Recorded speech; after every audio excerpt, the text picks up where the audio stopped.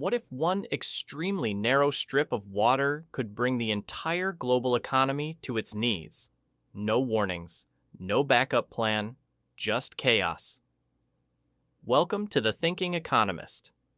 Today we're talking about the Strait of Hormuz, and by the end of this video, you'll understand why governments, militaries, and economists around the world watch this tiny waterway more closely than almost anything else on the planet. Let's start with the basics.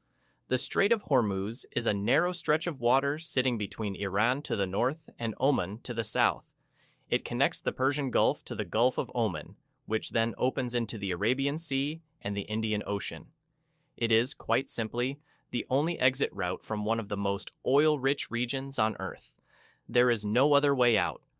Now, before we go further, let's talk about a word you'll hear a lot in this video: choke point.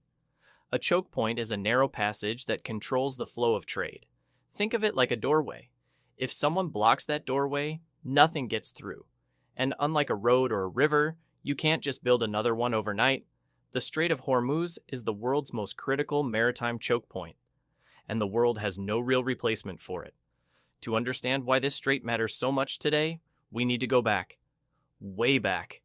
The Persian Gulf has been one of the world's most important trade routes for thousands of years. Ancient civilizations sailed these waters, trading spices, silk, and precious metals across continents. And throughout all of that history, the Strait of Hormuz has always been the only gateway in and out of the Gulf. Whoever controlled this strait controlled the trade, but then came oil, and everything changed. In the early 20th century, vast reserves of oil were discovered beneath the sands of the Persian Gulf region. Saudi Arabia, Iran, Iraq, Kuwait, and the United Arab Emirates turned out to be sitting on some of the largest oil reserves ever found anywhere on Earth.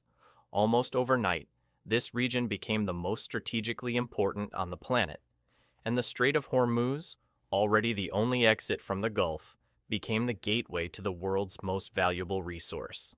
Now, to fully understand the scale of what we're talking about, you need to know about OPEC, the Organization of the Petroleum Exporting Countries. OPEC is a group of the world's biggest oil-producing nations working together to coordinate how much oil they produce. Think of them like a team of the world's most powerful oil sellers. When OPEC decides to produce less oil, global prices rise. When they produce more, prices fall. They hold enormous influence over the global economy, and the majority of OPEC's oil leaves the region through one single place. You already know where. Roughly 1/5 of the world's entire oil supply passes through the Strait of Hormuz every single day. Not just crude oil, but also petroleum products and LNG, which stands for liquefied natural gas. LNG is simply natural gas that has been cooled to extremely low temperatures until it becomes a liquid, making it easier to transport by ship. 1/5 of the world's energy passing through a waterway that, at its narrowest, is only 33 kilometers wide. And here's something most people don't realize. Inside the strait, ships don't just sail freely wherever they like. They follow two designated shipping lanes, one for vessels coming in, one for vessels going out. Each of those lanes is only about 3 kilometers wide. 3 kilometers. The fate of 1/5 of the world's oil supply rests on lanes barely wider than some city streets. So who actually depends on all this oil? The answer is almost everyone. Japan, South Korea, India, and China import a significant share of their energy through this strait. Europe sources a portion of its oil from the Gulf as well. When you heat your home, drive your car, or buy goods from a shop, there is a real chance the energy behind that journey passed through the Strait of Hormuz at some point. This is not a regional issue. It is a global one. And here is where the economic implications become truly serious. When the Strait of Hormuz is threatened or blocked, oil prices react immediately. Markets are nervous, and they price in fear fast. Rising oil prices don't just mean higher fuel costs at the pump. They ripple through the entire economy. Transportation becomes more expensive. Manufacturing costs rise. Food gets more expensive because it costs more to grow, process, and ship. Electricity bills climb. Airlines charge more. Everything connected to energy, which is almost everything, becomes more costly. Economies slow down, inflation rises, and ordinary people feel it in ways they may not even connect back to a strip of water on the other side of the world. Now, Iran sits right on the northern coast of the Strait of Hormuz. This gives Iran something extraordinary, the ability to threaten one of the most important trade routes in human history. Iran has repeatedly warned, during periods of conflict or international pressure, that it could close the strait. And when Iran makes that threat, the entire world takes it seriously.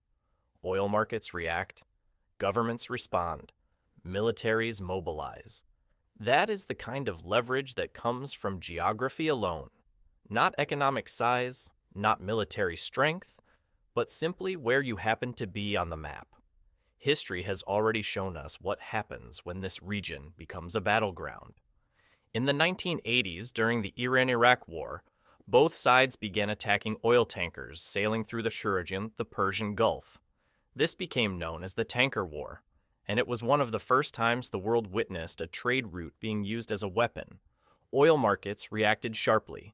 Shipping insurance costs exploded. Governments scrambled for alternatives. The world got a very clear preview of what a disruption in this region could do to the global economy. That episode also explains why the world's most powerful military forces maintain a permanent presence in this region. The United States established its Fifth Fleet, a dedicated naval force based in Bahrain, specifically to protect the free flow of trade through the Gulf and the Strait of Hormuz. Other major powers also keep naval vessels in the area. The world's most important waterway is also one of its most heavily patrolled. So what happens if the strait actually gets blocked? Are there alternatives? The honest answer is not really. There are pipelines that run across Saudi Arabia and the UAE, bypassing the strait entirely. But these can only carry a fraction of the volume that passes through the strait by sea. The other option is rerouting ships around the Cape of Good Hope, the southern tip of Africa. But that route adds weeks to journey times and significantly raises shipping costs. And when shipping costs rise, those costs get passed on to businesses and ultimately to consumers. There is no quick fix. There is no seamless alternative. The Strait of Hormuz is, for all practical purposes, irreplaceable. The Strait of Hormuz is 33 kilometers wide at its narrowest point. It has been a trade route for thousands of years, but in the modern world, it has become something far more significant. A pressure point for the entire global economy, a place where geography, oil, and geopolitics collide. When this strait is calm, the world barely notices it. When it is threatened, the entire world holds its breath. Now, all of this oil that passes through the Strait of Hormuz, it is almost entirely traded in one currency, the US dollar. And that is a story just as fascinating as this one.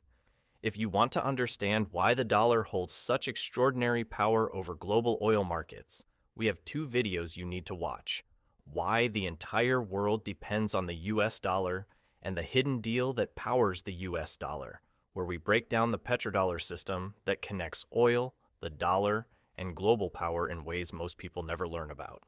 You can check them out from right there. Please like, share, and subscribe to The Thinking Economist so you never miss one. And feel free to share any questions, feedback, or topic suggestions in the comment section.